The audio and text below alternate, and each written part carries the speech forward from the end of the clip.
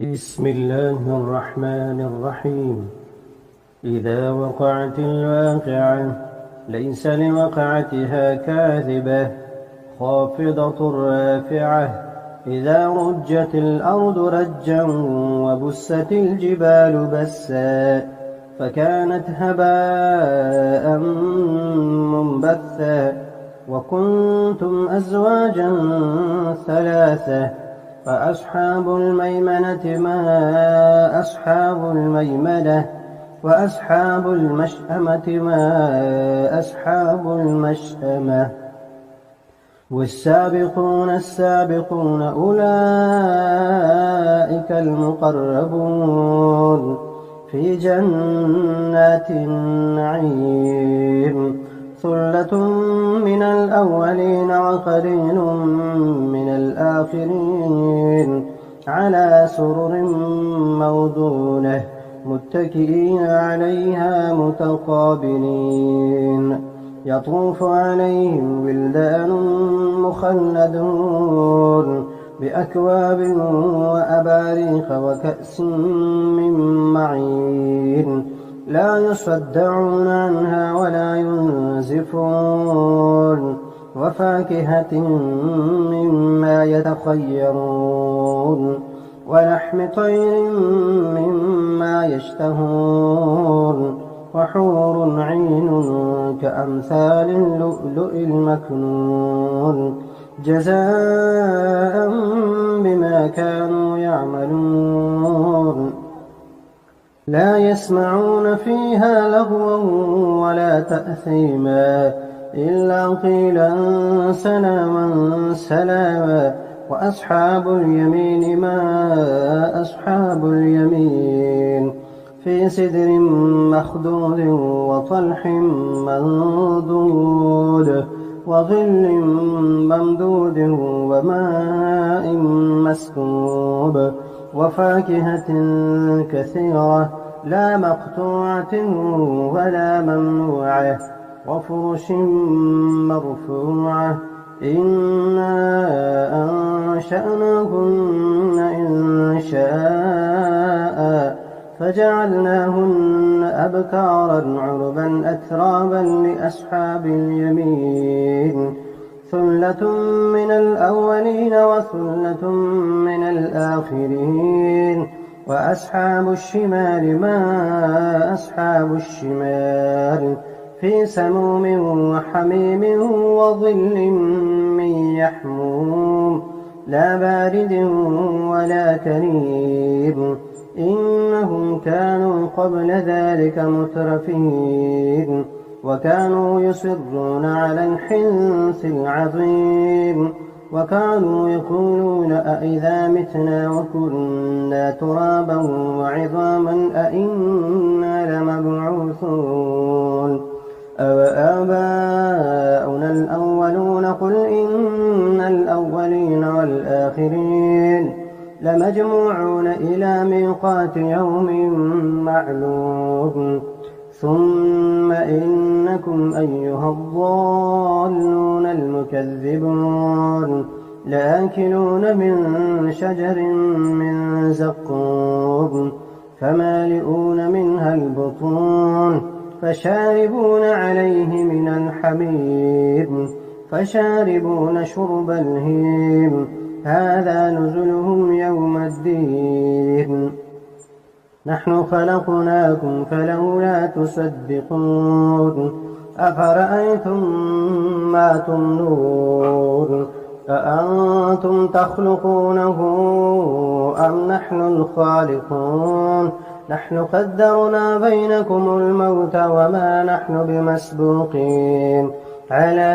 أن نبدل أمثالكم وننشئكم فيما لا تعلمون ولقد علمتم النشأة الأولى فلولا تذكرون أفرأيتم ما تحرثون أأنتم تزرعونه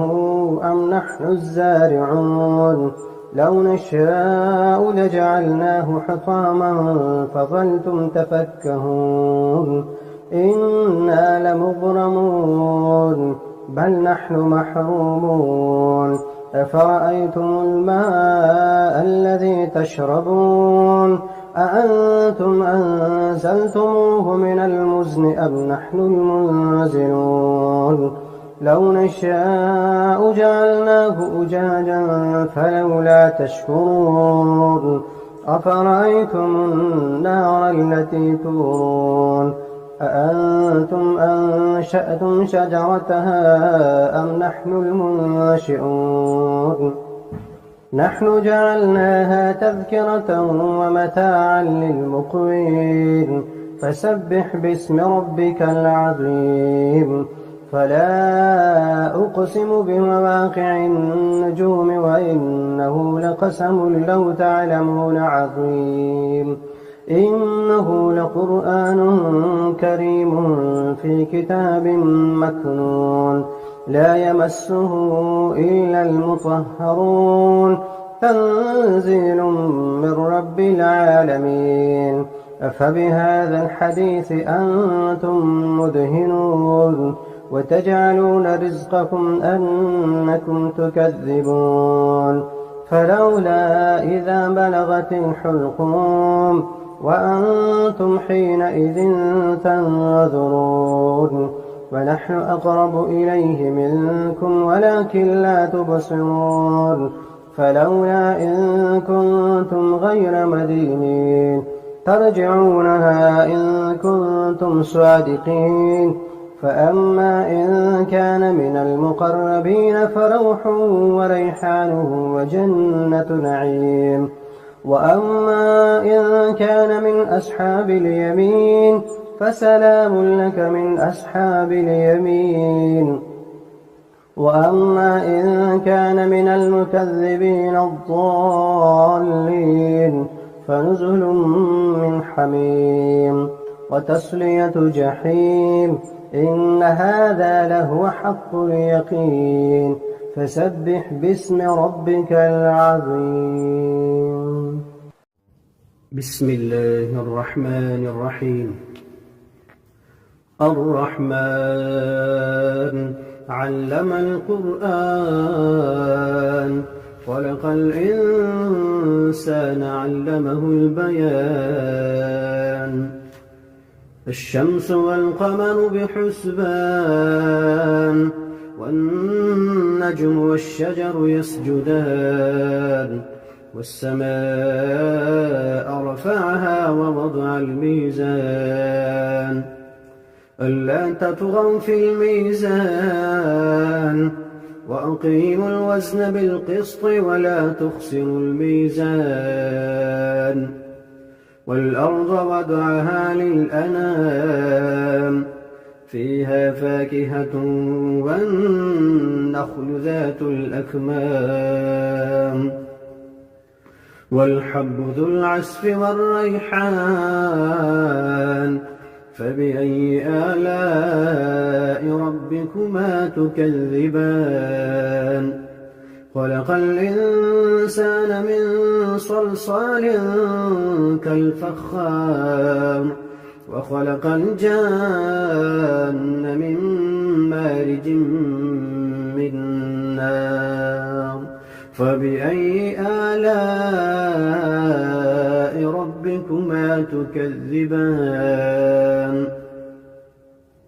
رب المشرقين ورب المغربين فبأي آلاء ربكما تكذبان مرج البحرين يلتقيان بينهما برزخ لا يبغيان فبأي آلاء ربكما تكذبان يخرج منهما اللؤلؤ والمرجان فبأي آلاء ربكما تكذبان وله الجوار المنشآت في البحر كالأعلام فبأي آلاء ربكما تكذبان كل من عليها فان ويبقى وجه ربك ذو الجلال والإكرام فبأي آلاء ربكما تكذبان يسأله من في السماوات والأرض كل يوم هو في شأن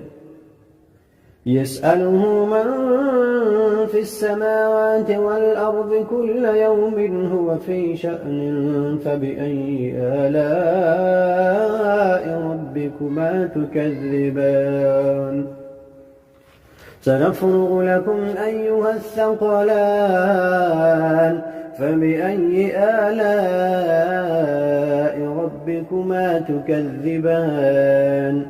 يا معشر الجن والإنس إن استطعتم أن تنفذوا من أقطار السماوات والأرض فانفذوا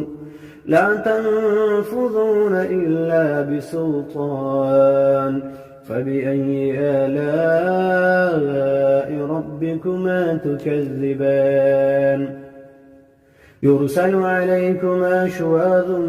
من نار ونحاس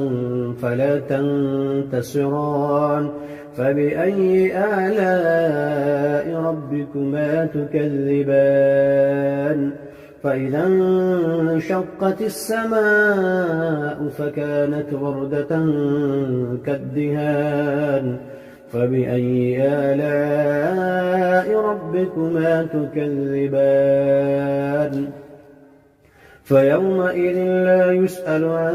ذنبه إنس ولا جان فبأي آلاء ربكما تكذبان يعرف المجرمون بسيماهم فيؤخذ بالنواصي والأقدام فبأي آلاء ربكما تكذبان هذه جهنم التي يكذب بها المجرمون يطوفون بينها وبين حميم آن فبأي آلاء ربكما تكذبان ولمن خاف مقام ربه جنتان فبأي آلاء ربكما تكذبان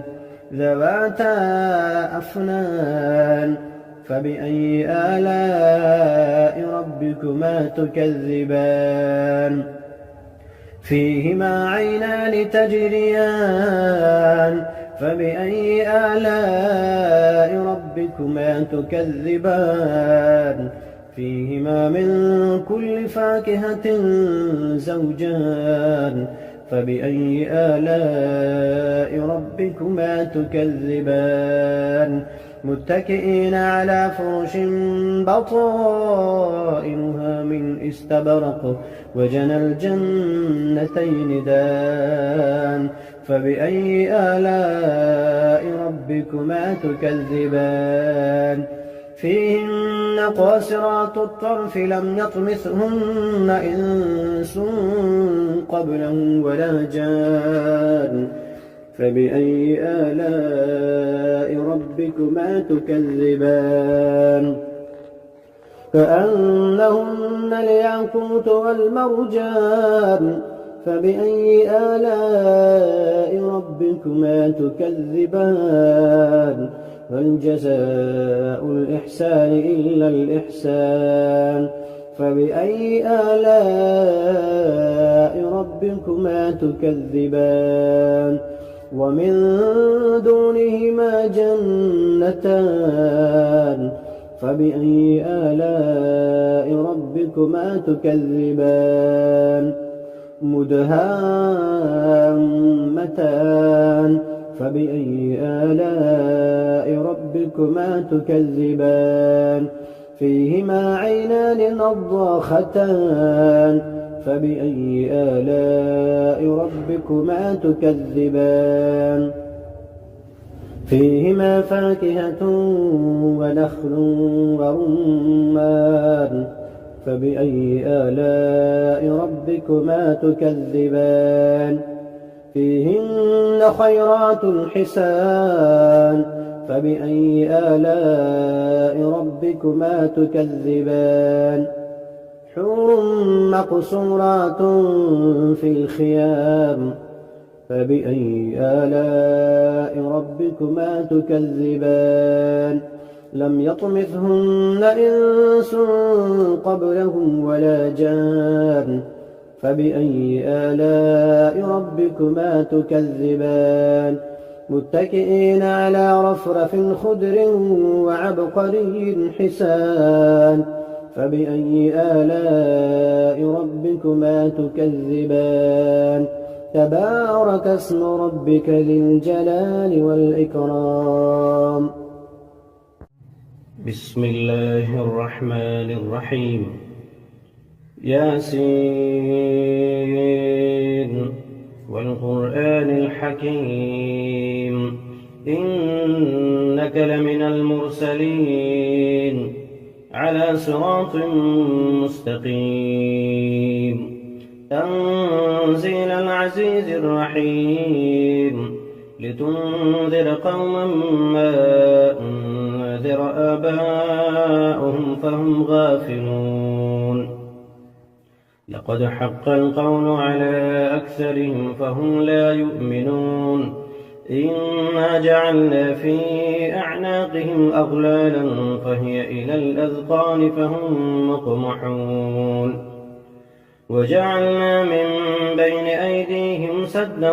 ومن خلفهم سدا فأغشيناهم فهم لا يبصرون وسواء عليهم أأنذرتهم أم لم تنذرهم لا يؤمنون إنما تنذر من اتبع الذكر وخشي الرحمن بالغيب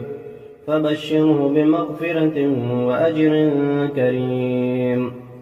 إنا نحن نحيي الموتى ونكتب ما قدموا وآثارهم وكل شيء أحصيناه في إمام مبين واضرب لهم مثلا أصحاب القرية إذ جاءها المرسلون إذ أرسلنا إليهم 2 فكذبوهما فعززنا بثالث فقالوا إنا إليكم مرسلون قالوا ما أنتم إلا بشر مثلنا وما أنزل الرحمن من شيء إن أنتم إلا تكذبون قالوا ربنا يعلم إنا إليكم لمرسلون وما علينا إلا البلاغ المبين قالوا إنا تطيرنا بكم لئن لم تنتهوا لنرجمنكم وليمسنكم منا عذاب أليم قالوا طائركم معكم أئن ذكرتم بل أنتم قوم مسرفون وجاء من أقصى المدينة رجل يسعى قال يا قوم اتبعوا المرسلين اتبعوا من لا يسألكم أجرا وهم مهتدون وما لي لا أعبد الذي فطرني وإليه ترجعون أأتخذ من دونه آلهة إن يردني الرحمن بضر لا تغن عني شفاعتهم شيئا ولا ينقذون إني إذا لفي ضلال مبين إني آمنت بربكم فاسمعون قيل ادخل الجنة قال يا ليت قومي يعلمون بما غفر لي ربي وجعلني من المكرمين وما أنزلنا على قومه من بعده من جند من السماء وما كنا منزلين إن كانت إلا صيحة واحدة فإذا هم خامدون يا حسرة على العباد ما يأتيهم من رسول إلا كانوا به يستهزئون ألم يروا كم أهلكنا قبلهم من القرون أنهم إليهم لا يرجعون وإن كل لما جميع لدينا محضرون وآية لهم الأرض الميتة أحييناها وأخرجنا منها حبا فمنه يأكلون وجعلنا فيها جنات من نخيل وأعناب وفجرنا فيها من العيون ليأكلوا من ثمره وما عملته أيديهم أفلا يشكرون سبحان الذي خلق الأزواج كلها مما تنبت الأرض ومن أنفسهم ومما لا يعلمون وآية لهم الليل نسلخ منه النهار فإذا هم مظلمون والشمس تجري لمستقر لها ذلك تقدير العزيز العليم والقمر قدرناه منازل حتى عاد كالعرجون القديم لا الشمس ينبغي لها أن تدرك القمر ولا الليل سابق النهار وكل في فلك يسبحون وآية لهم أنا حملنا ذريتهم في الفلك المشحون وخلقنا لهم من مثله ما يركبون وإن نشأ نغرقهم فلا صريخ لهم ولا هم ينقذون إلا رحمة منا ومتاعا إلى حين وإذا قيل لهم اتقوا ما بين أيديكم وما خلفكم لعلكم ترحمون وما تأتيهم من آية من آيات ربهم إلا كانوا عنها معرضين وإذا قيل لهم أنفقوا مما رزقكم الله قال الذين كفروا للذين آمنوا أنطعم من لم يشاء الله أطعمه إن أنتم إلا في ضلال مبين ويقولون متى هذا الوعد إن كنتم صادقين ما ينظرون إلا صيحة واحدة تأخذهم فهم يخصمون فلا يستطيعون توصية ولا إلى أهلهم يرجعون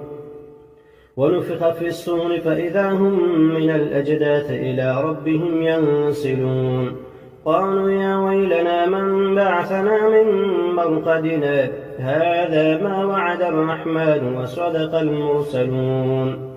إن كانت إلا صيحة واحدة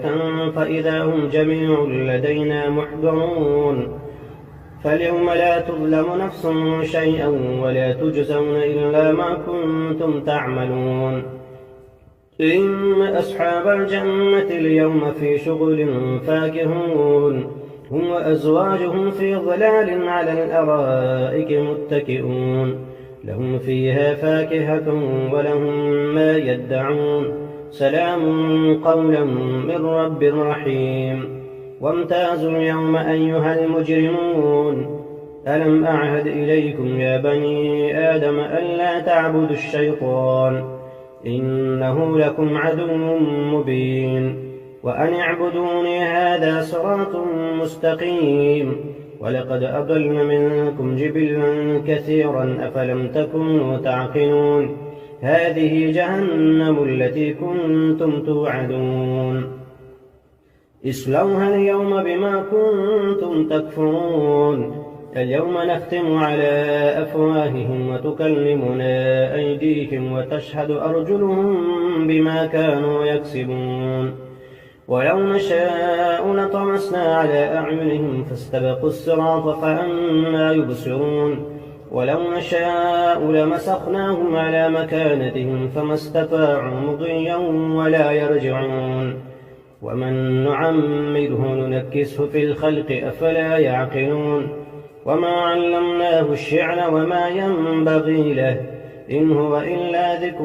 وقرآن مبين لينذر من كان حيا ويحق القول على الكافرين أولم يروا أنا خلقنا لهم مما عملت أيدينا أنعاما فهم لها مالكون وذللناها لهم فمنها ركوبهم ومنها يأكلون ولهم فيها منافع ومشارب أفلا يشكرون واتخذوا من دون الله آلهة لعلهم ينصرون لا يستطيعون نصرهم وهم لهم جند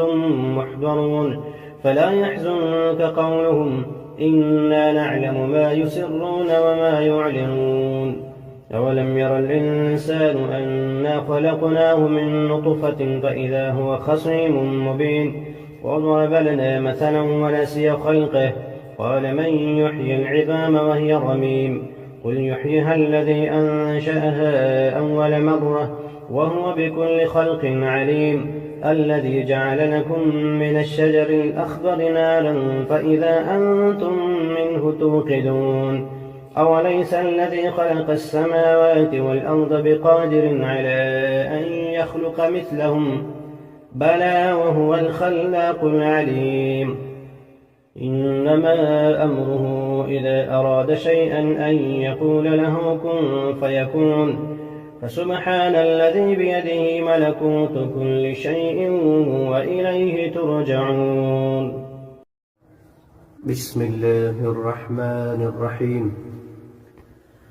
الحمد لله الذي أنزل على عبده الكتاب ولم يجعل له عوجا قيما لينذر بأسا شديدا من لدنه ويبشر المؤمنين الذين يعملون الصالحات أن لهم أجرا حسنا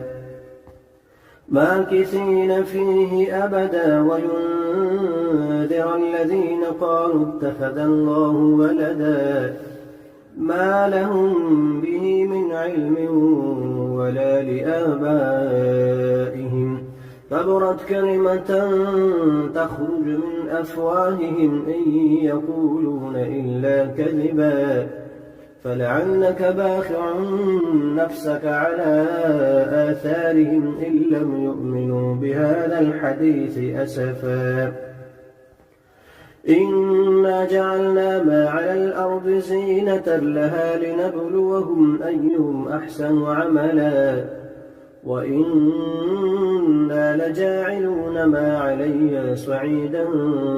جرزا أم حسبت أن أصحاب الكهف والرقيم كانوا من آياتنا عجبا إذ أوى الفتية إلى الكهف فقالوا ربنا آتنا من لدنك رحمة وهيئ لنا من أمرنا رشدا وضربنا على آذانهم في الكهف سنين عددا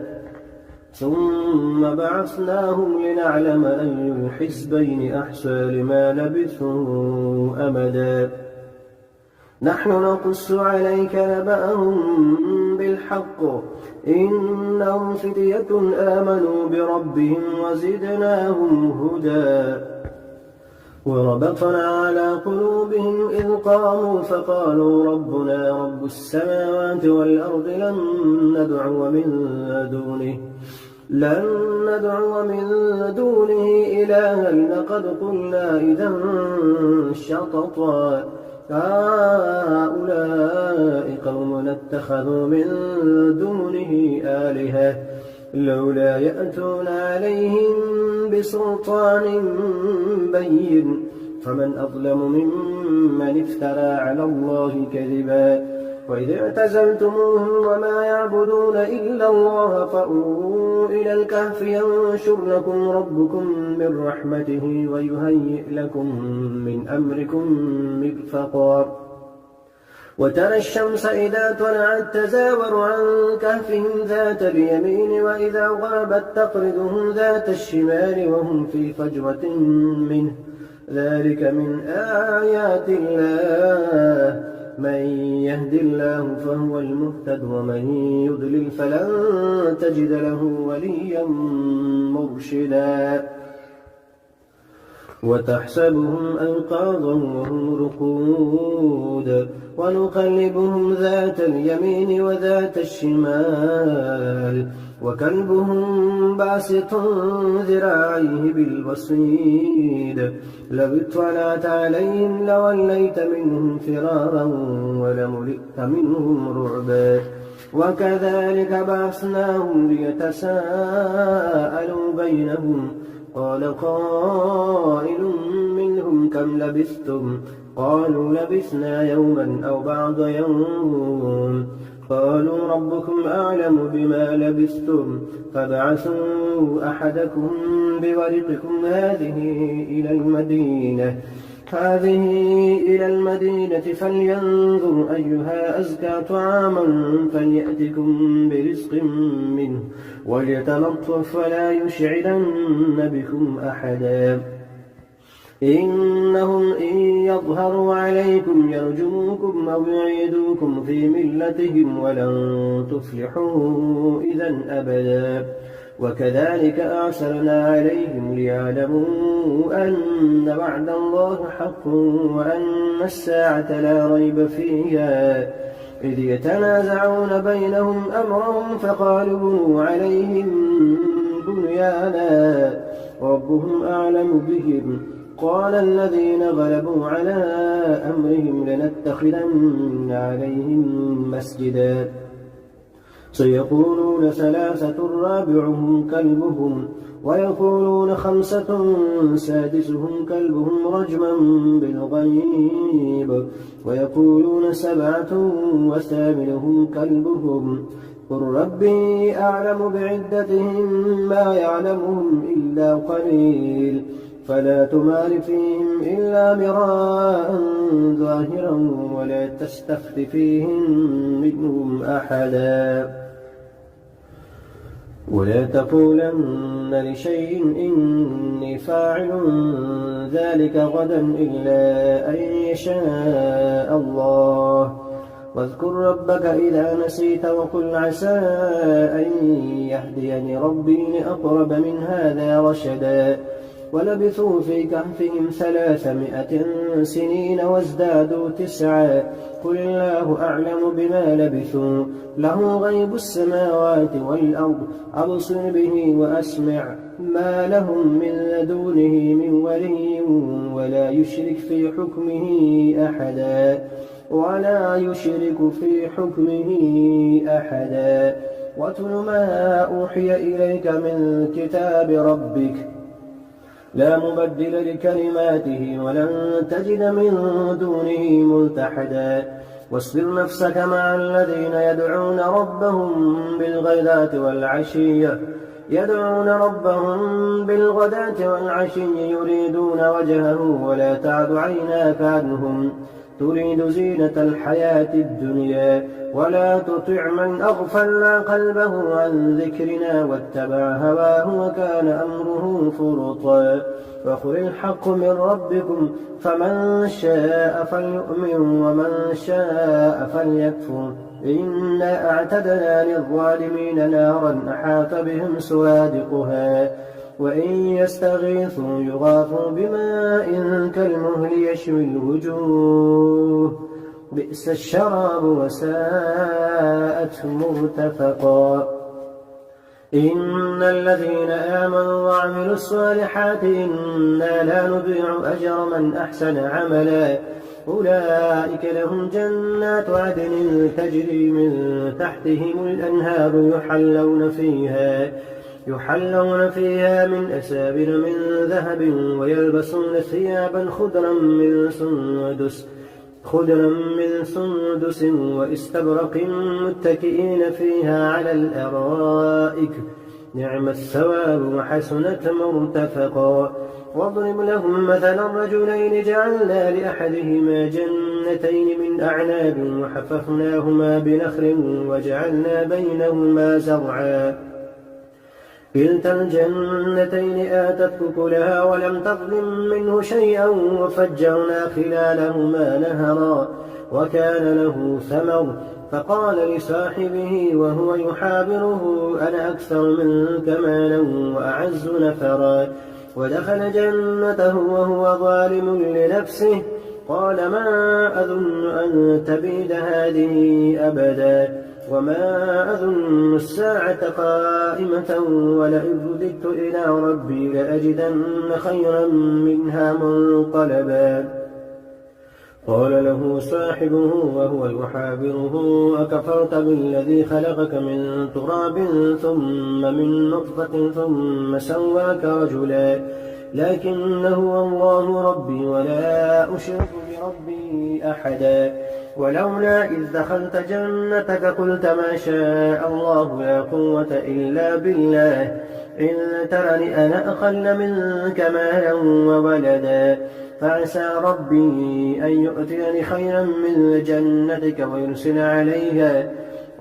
عليها حسبانا من السماء فتصبح صعيدا زلقا أو يصبح ماؤها غورا فلن تستطيع له طلبا وأحيط بثمره فأصبح يقلب كفيه على ما أنفق فيها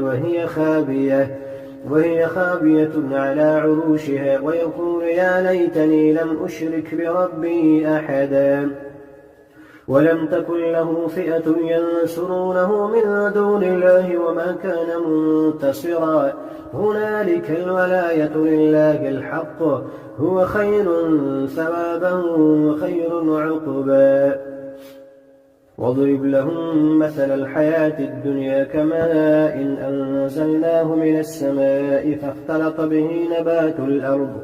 نبات الأرض فأصبح هشيما تذروه الرياح وكان الله على كل شيء مقتدرا. المال والبنون زينة الحياة الدنيا والباقيات الصالحات خير عند ربك ثوابا وخير أملا. ويوم نسير الجبال وترى الأرض بارزة وحشرناهم فلم نغادر منهم أحدا وعرضوا على ربك صفا لقد جئتمونا كما خلقناكم أول مرة بل زعمتم أن لن نجعل لكم موعدا. ووضع الكتاب فترى المجرمين مشفقين مما فيه ويقولون يا ويلتنا ما لهذا الكتاب لا يغادر صغيرة ولا كبيرة إلا أحصاها ووجدوا ما عملوا حاضرا ولا يظلم ربك أحدا. وإذ قلنا للملائكة اسجدوا لآدم فسجدوا إلا إبليس كان من الجن ففسق عن أمر ربه أفتتخذونه وذريته أولياء من دوني وهم لكم عدو بئس للظالمين بدلا. ما أشهدتم خلق السماوات والأرض ولا خلق أنفسهم وما كنت متخذ المضلين عضدا. ويوم يقول نادوا شركائي الذين زعمتم فدعوهم ولم يستجيبوا لهم وجعلنا بينهم موبقا. ورأى المجرمون النار فظنوا أنهم مواقعوها ولم يجدوا عنها مصرفا. ولقد صرفنا في هذا القرآن للناس من كل مثل وكان الإنسان أكثر شيء جدلا. وما منع الناس أن يؤمنوا إذ جاءهم الهدى ويستغفروا ربهم إلا أن تأتيهم سنة الأولين أو يأتيهم العذاب قبلا. وما نرسل المرسلين إلا مبشرين ومنذرين ويجادل الذين كفروا بالباطل ليدحضوا به الحق واتخذوا آياتي وما أنذروا هزوا. ومن أظلم ممن ذكر بآيات ربه فأعرض عنها ونسي ما قدمت يداه إنا جعلنا على قلوبهم أكنة أن يفقهوه وفي آذانهم وقرا وإن تدعهم إلى الهدى فلن يهتدوا إذا أبدا. وربك الغفور ذو الرحمة لو يؤاخذهم بما كسبوا لعجل لهم العذاب بل لهم موعد لن يجدوا من دونه موئلا. وتلك القرى أهلكناهم لما ظلموا وجعلنا لمهلكهم موعدا. وإذ قال موسى لفتاه لا أبرح حتى أبلغ مجمع البحرين أو أمضي حقبا فلما بلغا مجمع بينهما نسيا حوتهما فاتخذ سبيله في البحر سربا فلما جاوزا قال لفتاه آتنا غداءنا لقد لقينا من سفرنا هذا نصبا قال أرأيت إذ أوينا إلى الصخرة فإني نسيت الحوت وما أنسانيه إلا الشيطان أن أذكره واتخذ سبيله في البحر عجبا قال ذلك ما كنا نبغي فارتد على آثارهما قصصا فوجدا عبدا من عبادنا آتيناه رحمة من عندنا وعلمناه من لدنا علما قال له موسى هل أتبعك على أن تعلمني مما علمت رشدا قال إنك لن تستطيع معي صبرا وكيف تصبر على ما لم تحط به خبرا قال ستجدني إن شاء الله صابرا ولا أعصي لك أمرا قال فإن اتبعتني فلا تسألني عن شيء حتى أحدث لك منه ذكرا فانطلقا حتى إذا ركبا في السفينة خرقها قال أخرقتها لتغرق أهلها لقد جئت شيئا إمرا قال ألم أقل إنك لن تستطيع معي صبرا قال لا تؤاخذني بما نسيت ولا ترهقني من أمري عسرا فانطلقا حتى إذا لقيا غلاما فقتله قال أقتلت نفسا زكية بغير نفس لقد جئت شيئا نكرا قال ألم نقل لك إنك لن تستطيع معي صبرا قال إن سألتك عن شيء بعدها فلا تصاحبني قد بلغت من لدني عذرا فانطلقا حتى إذا أتيا أهل قرية استطعما أهلها فأبوا أن يضيفوهما فوجدا فيها جدارا يريد أن ينقض فأقامه قال لو شئت لاتخذت عليه أجرا قال هذا فراق بيني وبينك سأنبئك بتأويل ما لم تستطع عليه صبرا أما السفينة فكانت لمساكين يعملون في البحر فأردت أن أعيبها وكان وراءهم ملك يأخذ كل سفينة غصبا وأما الغلام فكان أبواه مؤمنين فخشينا أن يرهقهما طغيانا وكفرا فأردنا أن يبدلهما ربهما خيرا منه زكاة وأقرب رحما وأما الجدار فكان لغلامين يتيمين في المدينة وكان تحته كنز لهما وكان أبوهما صالحا فأراد ربك أن يبلغا أشدهما ويستخرجا كنزهما رحمة من ربك وما فعلته عن أمري ذلك تأويل ما لم تستطع عليه صبرا ويسألونك عن ذي القرنين قل سأتلو عليكم منه ذكرا إنا مكنا له في الأرض وآتيناه من كل شيء سببا فأتبع سببا حتى إذا بلغ مغرب الشمس وجدها تغرب في عين حمئة ووجد عندها قوما قلنا يا ذا القرنين إما أن تعذب وإما أن تتخذ فيهم حسنا قال أما من ظلم فسوف نعذبه ثم يرد إلى ربه فيعذبه عذابا نكرا وأما من آمن وعمل صالحا فله جزاء الحسنى وسنقول له من أمرنا يسرا ثم أتبع سببا حتى إذا بلغ مطلع الشمس وجدها تطلع على قوم لم نجعل لهم من دونها سترا كذلك وقد أحطنا بما لديه خبرا ثم أتبع سببا حتى إذا بلغ بين السدين وجد من دونهما قوما لا يكادون يفقهون قولا قالوا يا ذا القرنين إن يأجوج ومأجوج مفسدون في الأرض فهل نجعل لك خرجا على أن تجعل بيننا وبينهم سدا قال ما مكنني فيه ربي خير فأعينوني بقوة أجعل بينكم وبينهم ردما آتوني زبر الحديد حتى إذا ساوى بين الصدفين قال انفخوا حتى إذا جعله نارا قال آتوني أفرغ عليه قطرا فما استطاعوا أن يظهروه وما استطاعوا له نقبا قال هذا رحمة من ربي فإذا جاء وعد ربي جعله دكا وكان وعد ربي حقا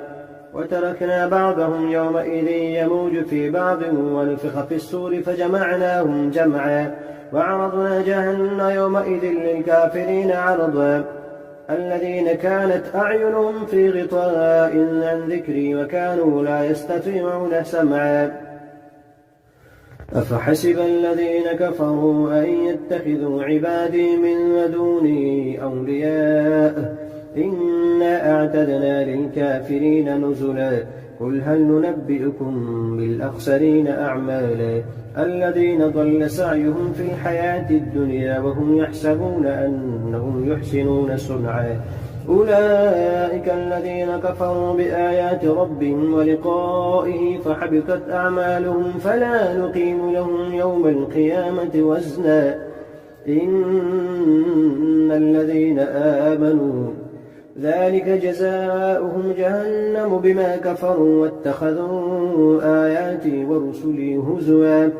إن الذين آمنوا وعملوا الصالحات كانت لهم جنات الفردوس نزلا